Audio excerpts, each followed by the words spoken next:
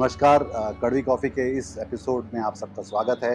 आज हम लोग बात करेंगे मुख्य धारा की पत्रकारिता की प्रासंगिकता के बारे में और आज के पैनल में हमारे साथ हैं वरिष्ठ संपादक, पत्रकार हमारे बड़े ओम थानवी साहब जो पत्रिका में रहे, जनसत्ता में लंबे समय तक रहे और फिर वो हरिदेव जोशी विश्वविद्यालय के वाइस चांसलर भी रहे और उसके साथ हैं आकार पटेल जो अ, दिव्य भास्कर में रहे, मिड डे में रहे और फिर हैं अपूर्वानंद जो कि स्तंभकार और कॉलमनिस्ट के अलावा दिल्ली विश्वविद्यालय में हिंदी पढ़ाते हैं।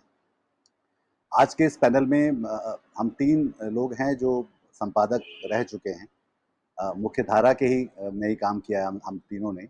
आकार, आकार, ओम थानवी और मैंने। और मेरे ख्याल से हम तीनों का जो अनुभव है वो करीब-करीब 100 साल का होगा अगर तीनों को मिला लें तो। ती 30 आकार और मेरे और ओम जी के 40 साल। तो अ अ, इस 100 साल के अनुभव के साथ हम पलट कर देखना भी चाहते हैं और आगे भी देखना चाहते हैं कि मुख्यधारा की पत्रकारिता के साथ क्या हो रहा है और कहाँ जा रही है। अपूर्व क्योंकि स्तंभकार हैं और वो लगातार लिखते भी रहे हैं और नागरिक अधिकारों के साथ भी जुड़े हुए हैं, तो उनका उनका भी एक परिप्रेक्ष्य इसमें जो मिलता चला जाता है। पहला सवाल तो ओम जी से ही क्योंकि सबसे पहले हम सब में वो आगे चले थे और अब वो जब पलट के देखते हैं, जिस तरह से हम सब शुरू हुए थे और अब जिस तरह फिर अभी हम जहाँ पर खड़े हैं, तो ये पूरा सफ़र और इस समय का जो गंतव्य है, वो कैसा दिखलाई पड़ता है आपको? देखिए, मैं जिस दौर में पत्रकारिता में आया, पत्रकारिता में आना बड़ी शान की बात समझी जाती थी, बड़ा सम्मान उसमें होता था। और मैं तो कॉमर्स की पढ़ाई कर रहा था। कॉमर्स की पढ़ाई में रोज़गार की भी अच्छी संभावनाएँ रहती थीं।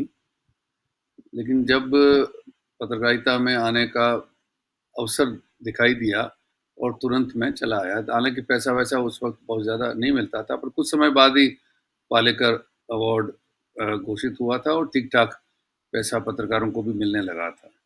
अब पत्रकारों को बहुत पैसा मिलता है और ज़िंदगी में उनकी बहुत आरामदायक हो गई है, लेकिन इज़्ज़त नहीं रही, सम्मान नहीं रहा और मुझे नहीं लगता कि कौन लोग, मैं ये तो नहीं कहूँगा कि पत्रकारिता में लोग आना नहीं चाहते हैं। आखिर हमने भी पत्रकारिता की शिक्षा से भी मैं जुड़ा रहा और आने वाले दिनों में और संस्थान भी सामने आएँगे। लेकिन ये मैं देखता हूँ कि कौन लोग पत्रकारिता में जाना चाहते हैं। प्रिंट में मैंने पाया हमारे ही विश्वविद्यालय में प्रिंट में बहुत कम लोग आना चाहते हैं और लोग टेलीविज़न में जाना चाहते हैं। इसका मतलब एक ग्लैमर उनको लुभाता है। उनको एक चकाचौंध, चकमक ज़िंदगी जो है, वो उनको लुभाती है और पैसा भी वहाँ ज़्यादा मिलता है। आप जानते हैं प्रिंट में पैसा भी कम मिलता है। तो इसका मतलब अब जो रोज़गार है मीडिया का, पत्रकारिता का, उसमें उस किस्म का सरोकार नहीं रह गया, जिस सरोकार को लेकर के मैंने बताया कि हम लोग पत्रकारिता की ओर उद्यत हुए। उनमें जो एक ये भाव रहता था कि आप कोई सार्थक काम करने जा रहे हैं और एक जीवन का हासिल जो आपको हमेशा समझाया गया कि कुछ ऐसा काम करें जिससे आपको लगे कि आपको जिसको जॉब सेटिस्फेक्शन कहते हैं, आप ऐसे रोज़गार में हैं कि आपको उससे तसल्ली होती है कि शाम तक या रात को जब आप घर लौटे तो आपने कोई बेहतर काम किया। अब कितने पत्रकार ये दावा कर सकते हैं या संतोष का अनुभव कर सकते हैं कि रात को लौटते वक़्त उन्होंने जो भी आज दिन में किया, जो उनको ठीक लगता था, उनका विवेक जो कहता था वो उन्होंने किया, किसी के थोपने से नहीं किया, किसी को खुश करने के लिए नहीं किया, बेईमानी से नहीं किया, तो पता चल जाएगा कि चीज़ें जो हैं कितनी बदल गई हैं। आकार ये धुरी कब ये पूरी जो जगह है जो कैसे हट गई अपनी जगह से जो एक पहले था एक संपादक था। मेरे ख्याल से ओम जी हम सबके बीच में शायद वो आखिरी संपादकों में से एक हैं जो हिंदी में जो खुद एक इंस्टीट्यूशन या संस्थान की तरह अभी भी देखे जाते हैं। पर मुझे लगता है कि अब जो एडिटर का की जो भूमिका है और जो पूरा एजेंडा सेटिंग की जो जगह है, वो शायद अब न्यूज़ रूम से निकल कर कहीं और चली गई है। ख़ास तौर पर जो मेन स्ट्रीम के जो अखबार हैं, टीवी हैं और उससे भी कहीं ज़्यादा जो बड़ी भाषाओं में जो ये सब हो रहा है, जिसमें हिंदी शामिल है। देखिए अंग्रेजी अखबारों में खास तौर पे 30 साल पहले जब मैं पहले आया यहाँ पर, तो जो अंग्रेजों का जो ट्रेडिशन था वो जारी था। एक तो ये कि संपादक जो है वो न्यूज़ रूम से थोड़ा हटकर रहता है। दूसरा ये कि ज़्यादातर अखबारों में मुझे याद नहीं है एक भी अखबार जो इससे हटके हो। ज़्यादातर अखबारों में संपादक और संपादकीय और जो जर्नलिज़्म था अंग्रेज़ी अखबारों का, वो पाठक के लेफ्ट में था। तो पाठक या तो बीच में था या राइट में था, संपादक और अखबार के। खास तौर पे सामाजिक मुद्दों पर। तो आप देखें तो बहुत ही प्रोग्रेसिव जर्नलिज्म था और एक मैं आपको उदाहरण दूं तो इंडिया टुडे का जो गुजराती एडिशन था, तब वो शायद बाई बाई वीकली था वो, उसका उस उसकी जो कवर स्टोरी थी बाबरी मस्जिद के ढांचे के गिराने के बाद, वो कवर स्टोरी की हेडलाइन थी शेम, शर्म। और इतनी डांट पड़ी उनको कि कुछ ही हफ्तों में इंडिया टुडे ने अपना जो गुजराती एडिशन है वो बंद कर दिया। तो ये 30 साल पहले की बात है। पर होता ये था कि ज्यादातर एडिटर्स, ज्यादातर जो असिस्टेंट एडिटर्स थे ओपिनियन पेजेस पर, वो लोग रीडर्स के लेफ्ट में थे, लेफ्ट में लिखते थे। आज वो है नहीं। दूसरा ये कि एजेंडा सेटिंग का जो था मसला, वो बड़े मुद्दों पर नहीं था।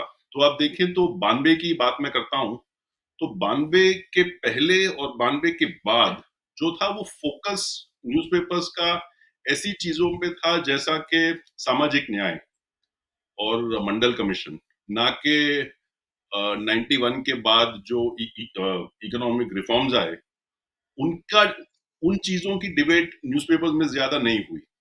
बाबरी मस्जिद पर हुई, मंडल पर हुई। तो जो एक नेशनल एजेंडा सेटिंग होता है, जो वॉल स्ट्रीट जर्नल करता है, न्यूयॉर्क टाइम्स करता है, वॉशिंगटन पोस्ट करता है, वो यहाँ पर पहले नहीं था। आज जो हो रहा है वो एक एजेंडा सेटिंग नहीं हो रहा है, एक एजेंडा फिटिंग हो रहा है कि कहीं से आ रहा है और वो बैठा रहे यहाँ पर।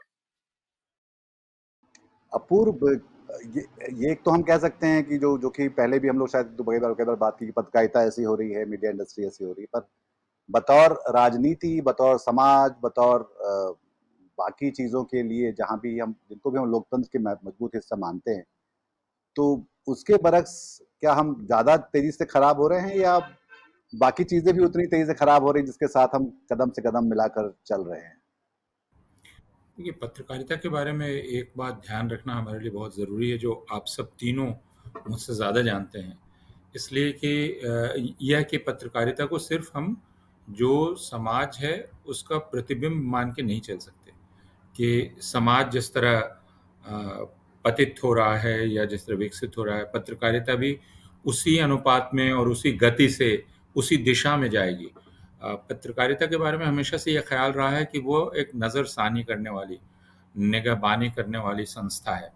तो वह प्रतिरोधक भी है, वह पर्यवेक्षक भी है, वह देखती भी है, वह ध्यान भी रखती है, वह सावधान भी करती है। तो इसलिए इसको नियम नहीं कहा जा सकता कि समाज पतित हो रहा है तो पत्रकारिता भी का भी पतन होना चाहिए। जैसे सब कुछ हो रहा है वैसे इसको भी होना चाहिए। ये तर्क हमें कुछ समझने में मदद नहीं करता।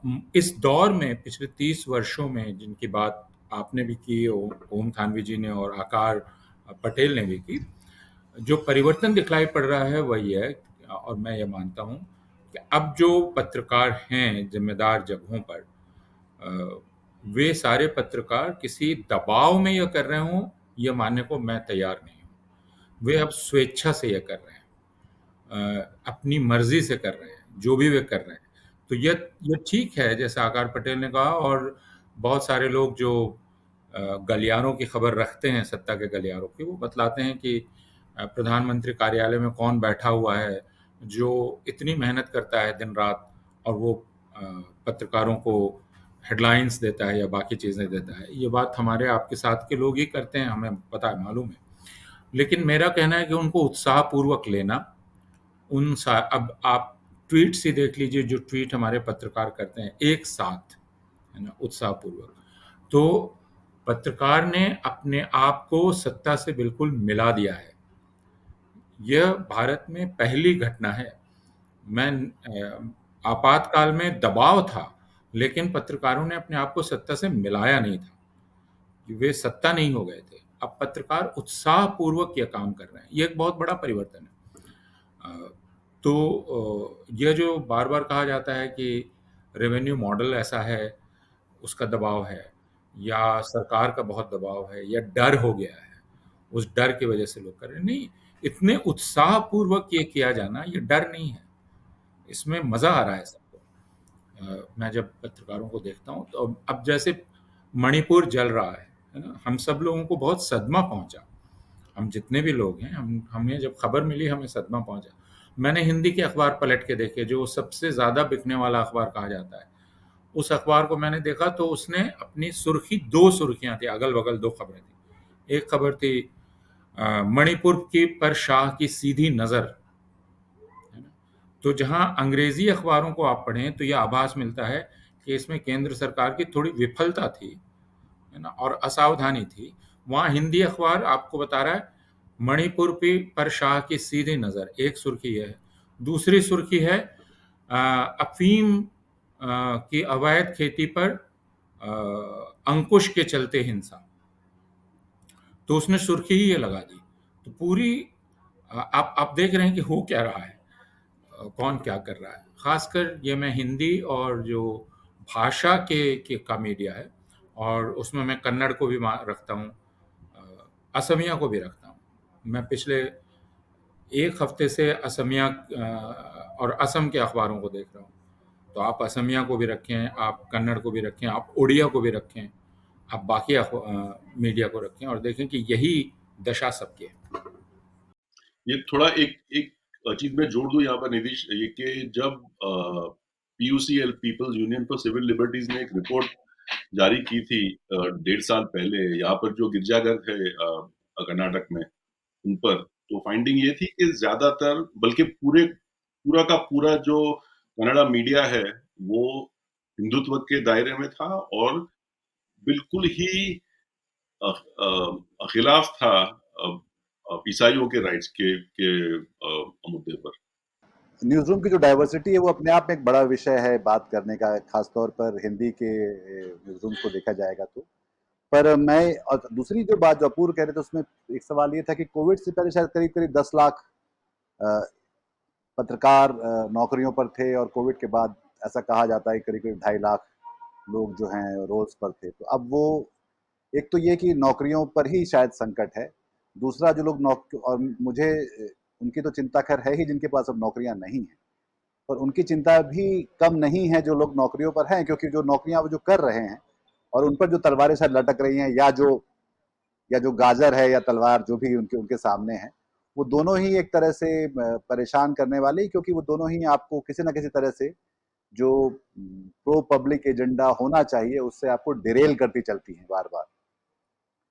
तो उसको उस और दूसरी बात जो कि मैं थानवी जी और आकार से दोनों से बात करना चाह रहा था कि ये जो पूरा बिजनेस की तरफ चीजें तय होना, रेवेन्यू से तय होना, वो रेवेन्यू स्ट्रीम से मेरे ख्याल से बहुत ही कॉरपोरेट हाथ से चला गया, क्लासिफाइड अखबारों के लगभग खत्म हो चुके, छोटे विज्ञापन दाता वैसे नहीं रहे। टीवी में भी देखो तो अब तो मेरा एक दोस्त किसी और काम से गया हुआ था कलकत्ते, तो वहाँ पे जो जो चड्ढी जांघिया कंपनी है जो जो सबसे ज्यादा हिंदी के चैनलों में अपने विज्ञापन दिखाती हैं, वो भी कह रही थी कि हमारा 3 महीने से कोई हमारी आमदनी नहीं हो रही, जो कि किसी भी डूबती हुई इकोनॉमी के पहले सिम्टम्स है कि लोग अपने चड्डी जांघिया खरीदने कम कर देते हैं।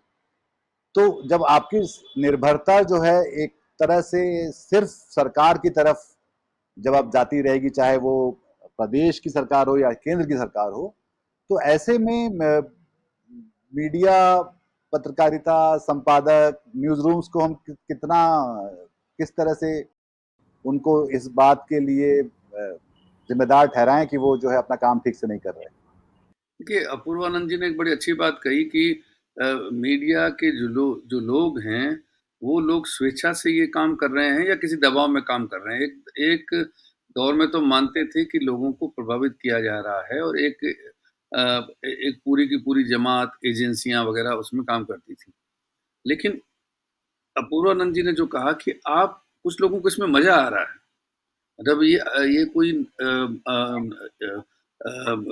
अब अजानी बात नहीं है कि किस तरह से प्रधानमंत्री के साथ में सेल्फी लेने के लिए लोगों की होड़ मच जाती है। पहले लोग ऐसा नहीं करते थे, बल्कि काफ़ी समय तक घर में भी नेताओं के साथ अपनी तस्वीर लगाने में संकोच करते थे।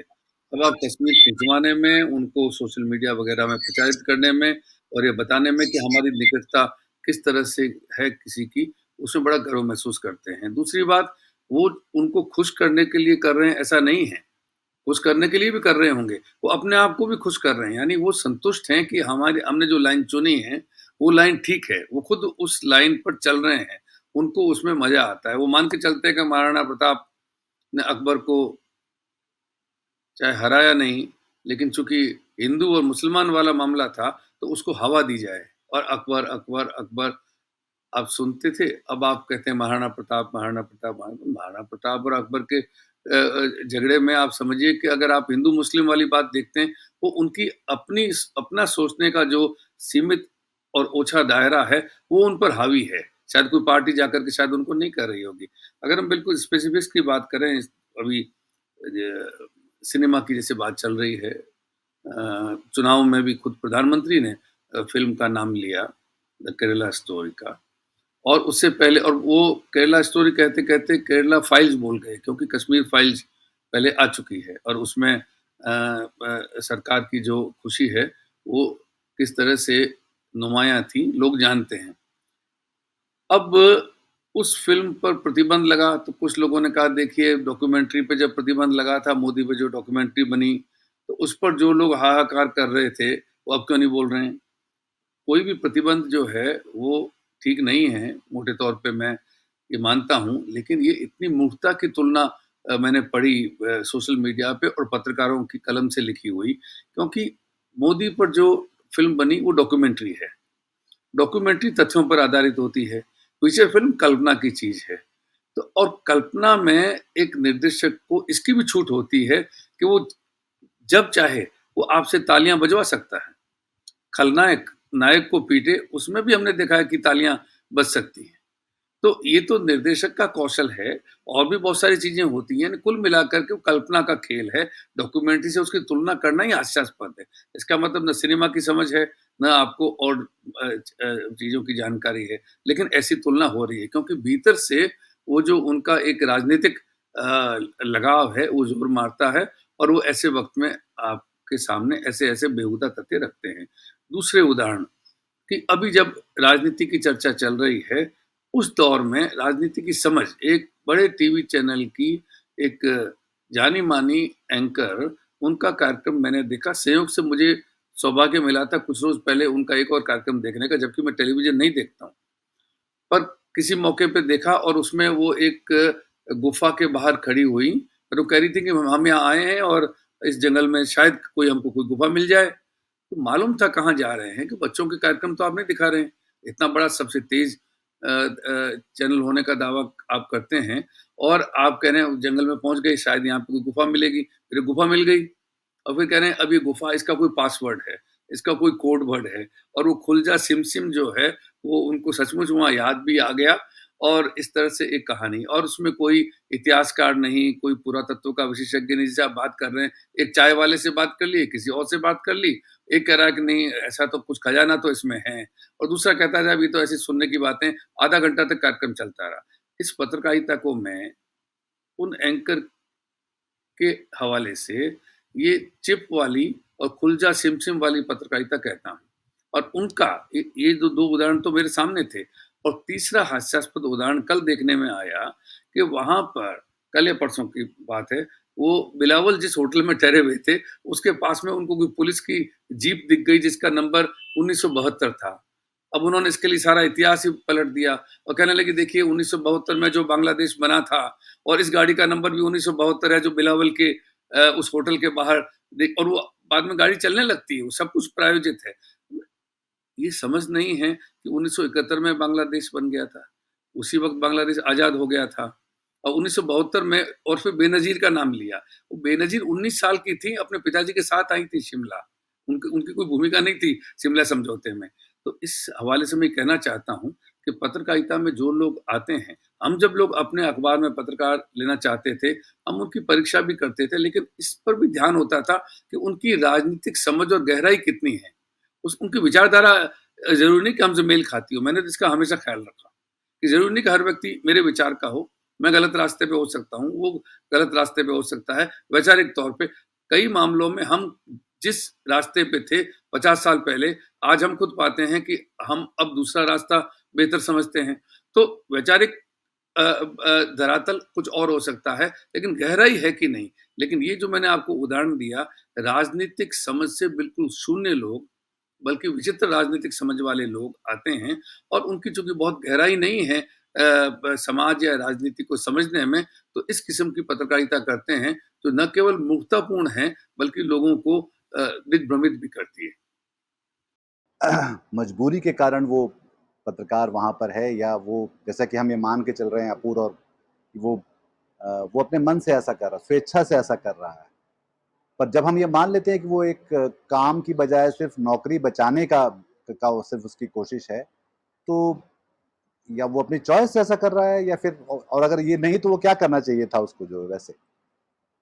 देखिए, स्वेच्छा की बात करें तो आप 30 साल पहले के जो अंग्रेजी स्तंभकार हैं, उनमें से कितने लोग ऐसे थे जो कहते थे कि ये जो आज आज जो भारत का राष्ट्रवाद है, जो बेसिकली इनवर्ड फेसिंग है, कि भारत के मुसलमानों पर धावा बोल देना, ये राष्ट्रवाद है हमारा। ऐसी बातें करने वाले, लिखने वाले बहुत कम थे। मेरे नज़दीक सिर्फ 2 लोगों के नाम आते हैं। एक तो श्यामलाल, टाइम्स ऑफ इंडिया के, जिन्होंने लिखा था कि बाबरी मस्जिद ढांचे को गिराना चाहिए। दूसरा स्वपन दासगुप्ता। और मोदी जी को बहुत सालों तक ये बात खटकती थी कि जो अंग्रेजी संपादक हैं, वो आकर गुजरात में जो बातें करते थे, उनसे तो सिर्फ वो दंगों की बातें करते थे, या तो फिर दंगों के की बात शामिल करते थे अंदर। आज जो हालात है वो ये है कि कोई भी अखबार में आप देखें तो इंडियन एक्सप्रेस को भी आप लें, जो अपने आप को कहता है कि वो जर्नलिज्म ऑफ करेज करता है। वहां पर मुश्किल है एक ऐसा दिन जाना जहां पर ओपिनियन पेजेस पर कोई ऐसा लिखने वाला ना हो जो इस राष्ट्रवाद की जय जयकार ना करता हो, या ना करती हो। ये एक रोजाना बात हो चुकी है। तो या तो ये लोग छिपे हुए थे उस वक्त, उस जमाने में जहां पर उनकी जो असलियत है वो ठीक से साफ तरीके से निकाल नहीं पा रहे थे, या फिर वो एक ऐसा बदलाव महसूस कर रहे हैं जो बहुत सारे भारतीय आज मोदी जी की के नेतृत्व में महसूस कर रहे हैं, कि वो जो एक एक हिंदुत्व राजनीति होनी चाहिए, एक हिंदुत्व समाज होना चाहिए, उसको रिफ्लेक्ट करें मीडिया में। दूसरी बात ये कि जहां तक आंकड़े हैं, वो हमें कहते हैं कि एक दबाव तो है मीडिया पर। तो कोविड जब जब आया तो सोनिया गांधी ने एक चिट्ठी लिखी थी मोदी जी को, कि जो 1200 करोड़ रुपए सालाना जो डीएवीपी के जरिए जाते हैं इश्तेहार में, उसको बंद किया जाए। दूसरा ये कि पीएसयूज के जरिए जो जो कुछ 1200 करोड़ है, तो सब कुछ मिला के 2500 करोड़ थे तब। आज आज क्या है जानता नहीं हूं मैं। तो 2500 करोड़ रुपए एक ऐसे माहौल में जहां पर टोटल एडवर्टाइजिंग उस वक्त कुछ 55-60 हजार करोड़ का था। तो एक सब्सटेंशियल पोर्शन, 4-5% जो है वो केंद्रीय सरकार का था। दूसरा ये एक तो ये तो कैरेट हो गया, गाजर। और डंडा जो था वो लाइसेंसिंग का है। तो एक ऐसा शख्स राघव बहल, जो के प्रख्यात है दुनिया में पत्रकारिता में, उनको लाइसेंस नहीं दिया गया टीवी चैनल का, इस ये कहकर के कोई सिक्योरिटी थ्रेट है। तो ये डंडा और कैरेट को मिलाकर मीडिया हाउस पर दबाव इतना बना हुआ है कि आप चाहें तो भी आज आप कुछ कह नहीं सकते। अब राजदीप सरदेसाई जैसे लोग हैं, वो ऐसा मानते हैं कि वो अपनी जगह छोड़कर जाएं तो कोई दूसरा व्यक्ति वहां आ जाएगा जो उनसे राइट में हो, और वो जगह वो छोड़ना नहीं चाहते इस वजह से, जहां तक मेरी समझ है। और आखिरी बात ये कि जो जिस पत्रकारिता को ओम जी जानते हैं, तुम जानते हो, मैंने जो की है वो अखबार की थी, जहां पर ज्यादातर जो पन्ने हैं वो रिपोर्टिंग के लिए थे। और निधीश और मैं एक गुजराती अखबार में थे, जहां पर एक ही राज्य में 300 रिपोर्टर थे, और उनका काम जो था वो ये था कि या तो वो कॉरपोरेशन में जाए, या तो थाने में जाए, या तो असेंबली में जाए, या तो जो स्कूलों में जाए, और जो छोटी खबरें हैं, जो रिपोर्टिंग है, वो लेकर आए। न्यूज़पेपरों का बंद होना, जैसा कि हमने देखा है, मुंबई मिरर बंद हो चुका है। यहाँ पर आप देखें बैंगलोर में तो सुबह का जो अखबार आता है, हमारे यहाँ डेक्कन हेरल्ड, हिंदू आता है, 12 पन्ने, 14 पन्ने, 16 पन्ने, क्योंकि इश्तेहार ही नहीं है। और उसकी वजह ये है कि पहले टीवी और बाद में डिजिटल वो पैसा खा गया। तो भारत की मीडिया के पास वो जगह नहीं है, वो लोग नहीं है कि वो पुरानी स्टाइल की पत्रकारिता कर पाए। और जो बचा है उसमें ज्यादातर जो जो लोग डिबेट कहते हैं वो यही है कि हार्ड न्यूज जो कोई बंदा या बंदी लेकर आए कॉरपोरेशन से, या जू से, या हॉस्पिटल से, वो आज आज है नहीं, क्योंकि अखबार जो है वो मर रहे हैं। और जो एक डेटा आया था सीएमआई का, शायद 8.5 लाख से लेकर 3.5 लाख तक हो चुका था 2019 और 2022 के बीच में, जो पत्रकारों की तादाद है, ज्यादातर जो नौकरियां गई हैं वो प्रिंट में ही गई हैं, और उनमें से ज्यादातर जो है वो रिपोर्टर की ही गई है।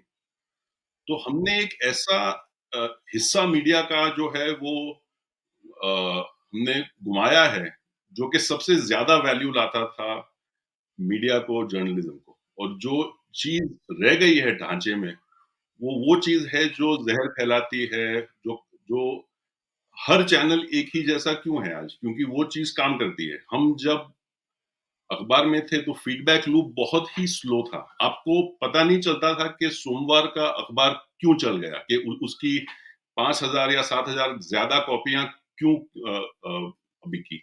आज वो हालात नहीं है। आज जो प्रोड्यूसर हैं टीवी के, वो जानते हैं कि गुरुवार का शो शुक्रवार के शो से ज्यादा क्यों चला, क्योंकि वहां पर कोई जो था हिंदू मुसलमान वाला कोई कोई होगा मुद्दा, बजाय नौकरियां के या कोविड के, उसी चीज को फिर आप चलाएं, क्योंकि वो नंबर फिर तय करते हैं कि इश्तेहार का रेट क्या होगा, कितने आएंगे इश्तेहार आपके पास, वगैरह।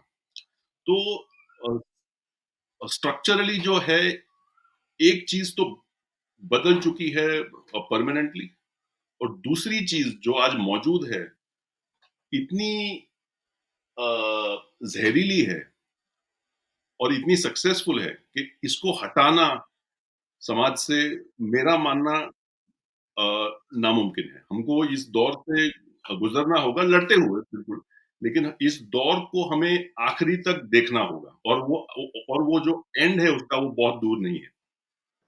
ये जो मिथ मेकिंग के जो बारे में हम लोग बार-बार बात कर रहे थे कि ये चीज़ें जैसे जो जो एक तरह से लगभग झूठ की तरह पेडल की जा रही हैं, और उसको उसमें कोई जो कि मेरे ख्याल से अखबारों का काम या मीडिया का या टीवी चैनल्स का काम कहीं न कहीं एक स्ट्रॉन्ग गेटकीपर्स का होना चाहिए था, जहाँ पे वो उसको रोकते उन चीज़ों को, उन चीज़ों पर सवाल करते और उन चीज़ों को खारिज भी करते। तो जो उन्होंने नहीं किया, तो जब ऐसा लगातार होता जा रहा है, तो क्या उस उनको सीरियसली लेना भी कम हो रहा है लोगों द्वारा, या वो अभी भी आपको लगता है कि अ, हिंदी के अखबारों को देखेंगे तो जो इस तरह की खबरें कर रहे थे, जिनकी अभी अपूर्वानंद बात कर रहे थे, क्या उनको अभी भी कोई जनसत्ता की तरह लेगा, या फिर उसको और उस पर सवाल करेगा अगर वो कुछ गलत कर रहे हैं, या एक अब सब कुछ हर हर किसी का अपना एक कारखाना है जहां पर वो तूती बजा रहे हैं, और वो अपना और वो शाम को तो कुछ ज्यादा दिखलाई पड़ता है, जब ये प्राइम टाइम नाम की चीज आती है हम सबकी शामों में, और जिसको बहुत सारे लोगों ने शायद देखना बंद भी कर दिया, पर बहुत सारे लोग अभी देख भी रहे हैं। तो ये जो तो इसमें 2 चीज़ें हो रही हैं। एक तो ये कि हम ये सोच रहे हैं कि हाँ, वो अपने कर्तव्य का या अपने चीज़ों का इस्तेमाल नहीं कर रहे हैं।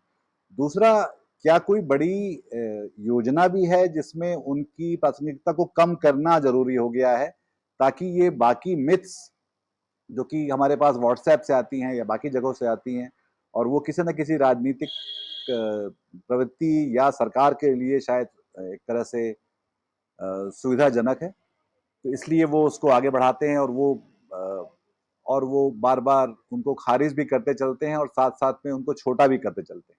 अपूर्णानंद। अ, ये कहना बहुत मुश्किल है किसी अध्ययन के बगैर, अगर हमारे पास अध्ययन नहीं है और हमने नहीं किया कि लोगों का रवैया अखबारों के प्रति क्या है। यह अध्ययन अगर किसी ने किया है तो मेरी जानकारी में नहीं है, लेकिन लोग अपनी राय कैसे बनाते हैं, अखबारों के प्रति अब उनकी राय क्या है। अब अभी कुछ दिन पहले मुझे मुरादाबाद के एक किसान मिले थे, तो उनका कहना था कि अब हम गाँवों में भी जो जानकारी का माध्यम है, और जानकारी का ही नहीं, विचार बनाने का भी जो माध्यम है, अब उन्होंने अपना फ़ोन दिखा के कहा यह है। तो यह अगर इसको मान लें वो, लेकिन ये तो बहुत ही एनेक्डोटल है, एक व्यक्ति इस बात को कह रहा है। लेकिन उस व्हाट्सएप पर या उस फ़ोन पर जितनी मेहनत ख़ासकर एक राजनीतिक दल और एक तंत्र कर रहा है, उससे ये माना जा सकता है कि उसकी ताकत कुछ है और उसकी पहुँच कुछ है। यह भी देखा जा सकता है, और ये मेरा अनुमान है और किसी अध्ययन से इसकी जाँच की जानी चाहिए, कि अब इस तरह का चक्र चल रहा है कि संभवतः व्हाट्सएप प्रभावित करता है कि अखबार क्या करेंगे या टेलीविज़न चैनल क्या करेंगे, या एक ट्वीट प्रभावित करता है। यानी एक बात कहीं से शुरू की जाती है, मसलन लैंड जिहाद की बात या कोई और बात, तो पहले यह कहीं एक ट्वीट आता है या एक कोई वीडियो आता है जो व्हाट्सएप पर आता है। उसके बाद हम देखते हैं कि यह टेलीविज़न चैनल पर आता है, फिर यह अखबार में आता है। तो एक पूर्वाग्रह कह लीजिए, दुराग्रह कह लीजिए, जो लोगों के मन में है, उनको 3 तरफ से मिलाकर पुष्ट किया जाता है। इसलिए मैंने कहा कि इस पर अध्ययन की आवश्यकता है। जैसे एक अध्ययन अभी जो लंबी रिपोर्ट अलीशान जाफ़री और नील माधव ने की, और उस पर अलग से बात करने की ज़रूरत है, जिसमें उन्होंने कहा कि हमें जो घृणा इतनी सर्वव्यापी दिखलाई पड़ती है, ये सर्वव्यापी है। दरअसल ये सर्वव्यापी नहीं है, इसको सर्वव्यापी दिखलाया जाता है। ये पूरा इनैक्टमेंट है, एक बड़ा इनैक्टमेंट है। अ, और ये आप बेहतर जानते हैं बॉट्स और बाकी सब के माध्यम से ये कैसे किया जाता है। तो मुझे यह लगता है कि कोई एक विषय है, जो विषय कहीं से तय किया जाता है, और वह विषय एक माध्यम से पहले उसको इंट्रोड्यूस करते हैं, फिर उस विषय को एक दूसरा उठाता है प्लेटफ़ॉर्म, वह प्रिंट मीडिया होगा, और फिर टेलीविज़न मीडिया, और उसको एम्प्लीफ़ाई करता है। तो ये सब मिलकर एक चीज़ को पुष्ट करते हैं, और अखबार अब लोगों के पूर्वाग्रहों को पुष्ट करने का ज़रिया हो गए हैं। जितना वो सूचना देने का, जानकारी देने का माध्यम नहीं है, उतना वो पूर्वाग्रहों को पुष्ट करने का माध्यम है, अखबार या टेलीविज़न चैनल। और उसकी शुरुआत हो सकता है व्हाट्सएप से हो रही है। मेरे ख्याल से ये बिल्कुल, क्योंकि व्हाट्सएप से एक तरह से वो एक स्टोरी या एक ट्रेंड को टेस्ट कर रहे होते हैं और उसको एक छोटा-सा सैंपल मिल जाता है। जैसे ये सर्वे हमारे पास तो नहीं है कि कितने लोग इसको मिथ मेकिंग को सच मान के बैठे हुए हैं। पर जो व्हाट्सएप पे अगर आप जब चला के देख लेते हैं कि इस पे इतने लोग इस पे रिएक्ट कर रहे हैं, इतनी जगह लोग इसको शेयर कर रहे हैं, तो शायद फिर तो ये तो टेस्टेड एक आइटम है शाम के अखबार की लिस्ट का कि इसको तो खबर लगाएँगे तो अपने आप चल पड़ेगी आगे जाकर ये।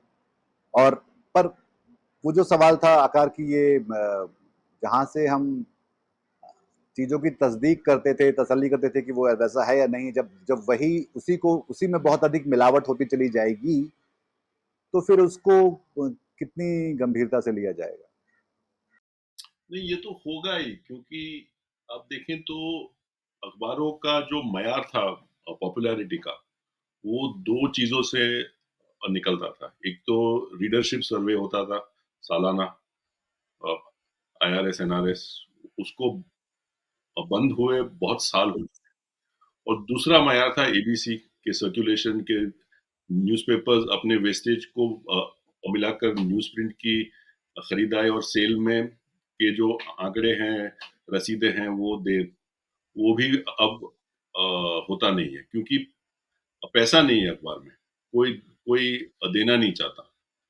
और जो जिस तरह की पत्रकारिता की आप बात कर रहे हैं, जहाँ पर वेरिफिकेशन हो, दूसरी साइड से बात कर रहे हैं, फिर छापे, वो है नहीं अभी।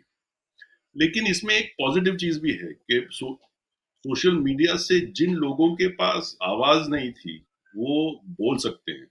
शायद उनकी आवाज़ छोटी हो, लेकिन कुछ स्पेस है उनके लिए, फेसबुक पर, ट्विटर पर, यूट्यूब पर, व्हाट्सएप पर, जो कि चीन में नहीं है, नॉर्थ कोरिया में नहीं है, भारत में है। तो जहाँ तक लोग कहते हैं, और मैं ये बात मानने को तैयार हूँ कि सोशल मीडिया का जो रोल रहा है वो बहुत हद तक नेगेटिव रहा है। एक पॉजिटिव साइड भी है उसमें, जिसका इस्तेमाल हम कर सकते हैं। ये बात बिल्कुल सही है कि सरकार जो है दबाव डालती है, जो नंबर ट्विटर 2014 से पहले ट्विटर हर 6 महीने ये नंबर छापती है। 2014 के पहले जो 6 या 7 दफा भारत की सरकार टेक डाउन नोटिसेस भेजती थी, वो आज हजारों की तादाद में है। हर 6 महीने हजारों नोटिस जाती है सेंट्रल गवर्नमेंट से ट्विटर को कि या तो आप इस कंटेंट को आप ब्लॉक कर दें, या तो फिर इस अकाउंट को आप विथहोल्ड कर दें। इसके बावजूद भी एक थोड़ा एक स्पेस है लोगों के पास कि वो बोल सकें, अपनी राय रख सकें। जो झूठ है, जो नफरत है, जो क्रोध है, उसके सामने वो बोल सकें। तो मेरा ये मानना है कि हमको ये समझना होगा कि इस स्पेस को बेहतर कैसे यूज किया जाए। ज्यादातर जो लिबरल जर्नलिस्ट हैं, वो ओम जी की, मेरी, निधीश की अ, उम्र वाले ज्यादा हैं, क्योंकि हम ऐसे माहौल में बड़े हुए हैं जहाँ पर बैलेंस, सेक्युलरिज्म, ये सब चीजें पढ़ाई जाती थी न्यूज रूम में। डाइवर्सिटी हमें नहीं पढ़ाई जाती थी, लेकिन बैलेंस, सेक्युलरिज्म जरूर था। आज वो नहीं है। आज जब आप टीवी के स्टार्स को देखें, जो कि गोस्वामी हैं, रूबिका है, वो जो आज तक वाले जो हैं, वो लोग जो आज के स्टार्स हैं, वो 30 साल पहले के स्टार्स से बिल्कुल ही हटकर हैं। 30 साल पहले जो लोग थे, अकबर थे, कुछ हद तक शेखर गुप्ता थे, विनोद मेहता थे, बैलेंस्ड लोग थे। आज जितने आप विट्रियोलिक, जितनी जहरीली आपकी जुबान हो, उतने आप पॉपुलर हैं। तो इन चीजों को खींच कर लाना ऐसे माहौल पे में जहां पर पॉपुलैरिटी इन चैनलों की पैसों से भी जुड़ी है और सरकार से भी जुड़ी है, मुश्किल काम है। और मेरा ये मानना है कि इस काम को कॉम्बैट करने का जरिया सबसे इफेक्टिव जो है, वो सोशल मीडिया है। तो ये जो रीजनल लेवल पे, जैसे कि आई मीन इफ यू, अगर आप, क्योंकि आप तो अंग्रेजी में भी रहे और फिर गुजराती में भी काम किया हमने, दिव्य भास्कर में, मैंने दैनिक भास्कर में भी काम किया, और ये जो हमने देखा कि ये जो बीच में जब कोविड के समय जब उन्होंने तस्वीरें छापी, जिसके बारे में पूरी दुनिया में जिसका जिक्र हुआ, और उसके बाद फिर उनके साथ क्या हुआ, तो ये जो तो वो जो बार बार एक देखने को मिलता है, तो हिंदी और भाषाओं के और अंग्रेजी के बरस दोनों दोनों के बीच में क्या फ़र्क देखते हैं आप? उनके न्यूज़ रूम्स में, उनका एजेंडा सेटिंग में, उनके कॉन्फ़िगर में, कि कहाँ पर कितनी डाइवर्सिटी है और वो किस तरह के विषय उठाते हैं उस तरह से? जो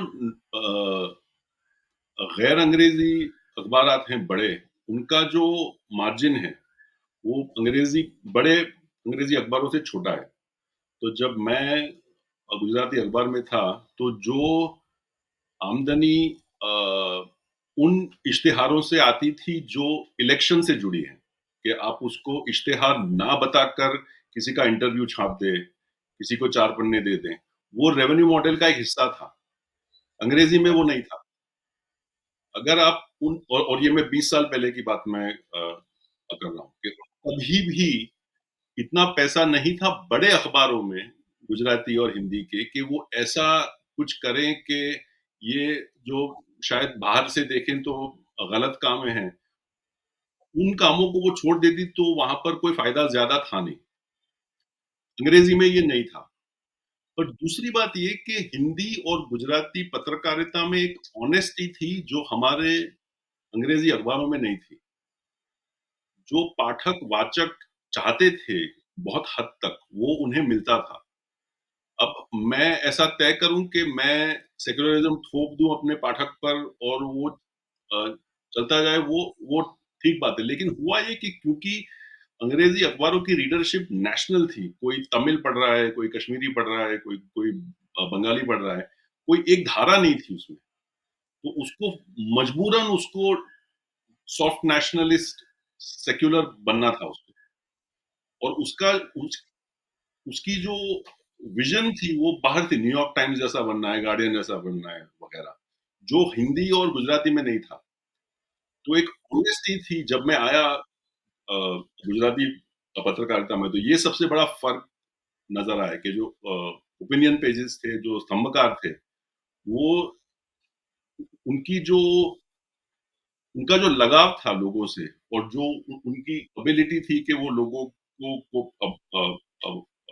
पकड़ पाए इडियोमैटिकली या सब्जेक्ट के जरिए, अंग्रेजी में वो नहीं था। एक बात हम लोग चाह रहे थे इस ओपिनियन स्पेस के बारे में कि जहाँ पे या तो वो तो डिरेल हो रहा है, जैसे कि जैसे आपने बताया कि आपने इंडियन एक्सप्रेस का भी उदाहरण दिया उसमें। हानवी जी, ये जो विचार की जो जगह थी जहाँ पे रिफ्लेक्शंस होते थे, और हिंदी के खास तौर पे समाज में, क्योंकि बहुत सारे हम लोगों का जो पूरा एक जो गतिशीलता है, एक नव साक्षर समाज से लेकर साक्षर, शिक्षित, फिर बौद्धिक, तो वो उस पिरामिड को कहीं ना कहीं पकड़ने और उसको उसकी खुराक बनने के लिए, तो वो जो विचार की जो जगह थी उसका फिर वो कैसे बदला? क्योंकि मैं जब मेरे बचपन में बहुत सारी पत्रिकाएं थी, और फिर अब हम देखते हैं तो विचार के लिए जो जगह है वहाँ पे ज़्यादातर अंग्रेजी कॉलमनिस्ट के ही अनुवाद दिखलाई पड़ते हैं। हिंदी के दो चार गिनती के हैं लोग जो अपने मौलिक विचार लगातार लिख रहे होते हैं, जैसे जैसे जैसे उनमें अपूर्व शामिल है। तो इस पूरे स्पेस का में पिछले सालों में क्या हुआ और कैसे वो बदला? विचार का लोप हो गया है, विचार गायब हो रहा है। हम लोग जो फिक्र कर रहे हैं, किसको पड़ी है विचार की? कॉलमनिस्ट जो स्तंभकार हैं वो ब्रांड बन गए। तो इसलिए हिंदी अखबार अंग्रेजी के स्तंभकारों को छापते हैं, तो ये नहीं कि वो अंग्रेजी से आक्रांत हैं। उनको लगता है कि राजदीप सरदेसाई, शेखर गुप्ता, बरखा दत्त या यहाँ तक कि चेतन भगत, चेतन भगत, हाँ, मैं वहीं पे आ रहा था। चेतन भगत भी हिंदी अखबारों के स्टार स्तंभकार हैं। ये जो ब्रांड बना देते हैं वो ब्रांड बन गए। हिंदी के लोग आसानी से ब्रांड बनते नहीं, अंग्रेजी में बनते हैं। अंग्रेजी के जो ये लोग हैं, चेतन भगत, मतलब चेतन भगत राजनीति पर ज्ञान दे रहे हैं, मतलब आप देखिए, और लोग उनको पढ़ते होंगे, क्यों पढ़ते हैं मुझे नहीं पता। तो मैंने ये जो कहा कि विचार का लोप हो गया, बात सोच समझ के कही है। दूसरी बात, जिस तरह का दौर है, जो लोग जितना समय टेलीविजन के सामने बिताते हैं, जो अब सिर्फ मनोरंजन की चीज बन के रह गया है, उसमें समाचार भी मनोरंजन का ही एक तरह से हिस्सा है। तो वो लोग भी वो समाज भी अब दिमाग पे बोझ नहीं डालना चाहता है। उस समाज को अब न अजीत भट्टाचार्य चाहिए, न उनको अब फ्रैंक मोरिस चाहिए, न उनको अब बीजी वर्गीस चाहिए, प्रभात जोशी चाहिए। उनको उस तरह के विचार की जरूरत नहीं है। वो चेतन भगत में खुश हैं, क्योंकि उनको लगता है कि वो एक ऐसी हस्ती को पढ़ रहे हैं, वो पढ़ के वो बड़ा खुश होते हैं। जैसे लोगों को किसी भीड़ में जाकर के एयरपोर्ट पर ही आप सिनेमा के किसी आदमी को खड़ा देखते हैं तो आप खुश होते हैं, और अगर आपको सेल्फी खिंचवाने का मौका मिल जाए तो आप अपने आप को धन्य महसूस करते हैं। तो ये सब विचार का लोप होने का प्रमाण है। पर अब मैं दूसरी बात पे आना चाहता हूँ जिसकी चर्चा हमने की नहीं। देखिए, ये पत्रकारिता की सबसे बड़ी मुश्किल इस दौर की ये है कि एक बहुत ही भय का वातावरण है। इसको मानना चाहिए। लोग लोग डरे हुए हैं, पत्रकार भी डरे हुए हैं। ये ठीक है, बहुत सारे पत्रकार ऐसे हैं जो सत्ता को खुश करना चाहते हैं, या ऐसे पत्रकार हैं जो सेल्फी पत्रकार आप कहिए, वो ठीक है। लेकिन फिर भी कुछ लोग ऐसे हैं जो गंभीर हैं, वो कुछ कर नहीं पा रहे हैं। वो क्यों नहीं कर पा रहे हैं? इंडियन एक्सप्रेस में भी ऐसे लोग होंगे, और अखबारों में भी लोग होंगे, क्योंकि लोगों को पता है कि अगर कुछ बोलेंगे तो उनका रोजगार जा सकता है, और चुन चुन के लोगों को बेरोजगार किया गया है, चुन चुन के चैनल खरीदे गए हैं। ये अकारण नहीं है कि नेटवर्क 18 सारे, आप देखिए कितने चैनल उनके पास में है, 70 8 करोड़ लोगों तक आप पहुँचने वाले एक माध्यम को रातों-रात अंबानी खरीद लें। एनडीटीवी यानी जो हमारा लगभग अकेला एक बोलने वाला चैनल था, उस चैनल को अडानी खरीद लें। रवीश कुमार सड़क पे आ जाएँ, राजदीप सरदेसाई सड़क पे आए, फिर अचानक उनको ठीक है इंडिया टुडे में चले गए और वहाँ पर भी कितने समझौते उनको करने पड़ते होंगे, वही जानते हैं। तो ये जो दौर है, इस दौर में सबसे मुश्किल चीज़ ये है कि अखबार, टेलीविज़न जो मोदी ने अभी कहा कि मैंने पहले गलती की थी कि मुझको मैनेज करना नहीं आया मीडिया को, इस बार उन्होंने उस गलती से बहुत सीखा है और मीडिया जिस तरीके से मैनेज हुआ है, उसमें आप देखिए कोई गरीबी की बात, कोई स्वास्थ्य की बात, शिक्षा की बात करना, ये सारी चीज़ें सांप्रदायिकता के खिलाफ कोई बोल रहा हो, कोई बेरोज़गारी की बात उठा रहा हो, कोई भूमंडलीकरण की बात उठा रहा हो, अब ऐसा नहीं होता है, कोई बाज़ारवाद की बात नहीं करता है। सब जो बातें कर रहे हैं, कहाँ पे कौन खुश हो सकता है या कहीं पे कोई नाराज़ नहीं हो सकता है, इसकी फ़िक्र की जाती है। कप्पन 2.5 साल जेल में रहें, पत्रकार ना बोलें, ये इस देश में ही संभव हो सकता था। एक के बाद एक लोग मारे गए हैं, जो और अभिव्यक्ति के क्षेत्रों में मारे गए। गौरी लंकेश तो पत्रकार ही थी, कलबुर्गी मारे गए या पानसरे मारे गए या दाभोलकर मारे गए, लोगों की हत्या हो गई।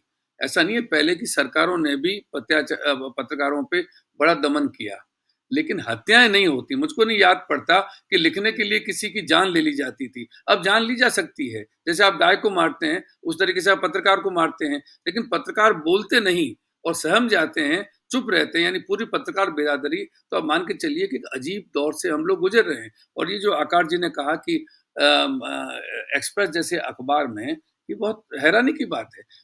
पहले डेस्क पर कोई अगर प्रवक्ता लेके आता था कोई प्रेस नोट पार्टी का, तो उसमें जब हम 4 पंक्तियाँ चुनते थे कि हाँ ठीक है, छपने लायक है, इतनी दूर लेकर के आ गया है। अब उस प्रवक्ता का अब ऊपर से कहाँ से आदेश आता है, नहीं आता मुझको नहीं मालूम। उस प्रवक्ता का वो पूरा का पूरा वक्तव्य लेख बन के छप जाता है। वो लेख की शक्ल में छपता है, उसकी तस्वीर भी साथ में छपती है, प्रवक्ता की। और जो है वो इतने बड़े अखबार में अगर इस तरीके से उस जगह को कब्जे कर लिया गया है, तो आप मान के चलिए कि जो टेलीविज़न चैनल या और ऐसे माध्यम हैं, जिनको सत्ता चाहती है, कि उनकी तरफ हों। अखबार की वो ज़्यादा परवाह नहीं करते हैं, क्योंकि अखबार के लिए पढ़ा-लिखा होना ज़रूरी है, मैं कई बार कहता हूँ। और हमारे जैसे देश में रेडियो या टेलीविज़न, वो बहुत लोगों तक पहुँच सकते हैं। तो रेडियो को तो अभी उन्होंने सरकारी चंगुल से बाहर किया नहीं है, उसमें सिर्फ़ गाना-बजाना, एफ़एम वही आता है और वो हम जानते हैं वो क्यों नहीं किया है, क्योंकि वो टेलीविज़न से भी ज़्यादा खतरनाक साबित हो सकता है, क्योंकि किसान खेत में भी उसको सुन सकता है, किसी बहस को, किसी चर्चा को, तो वो वहाँ नहीं जाने देंगे। लेकिन टेलीविज़न को जिस तरह से कब्ज़े किया गया है, मतलब कोई चैनल आप बताइए ऐसा साहसी चैनल बचा हुआ है जिसमें हिम्मत हो कि वो बात कर सके कि 2.5 साल एक पत्रकार किस तरह से ₹5000 का एक संदिग्ध खाते में कोई एंट्री बता करके और आपने उसको किया जो कि बलात्कार से पीड़ित परिवार से बात करने के लिए जा रहा था। उसको आपने 2.5 साल और बगैर किसी ट्रायल के।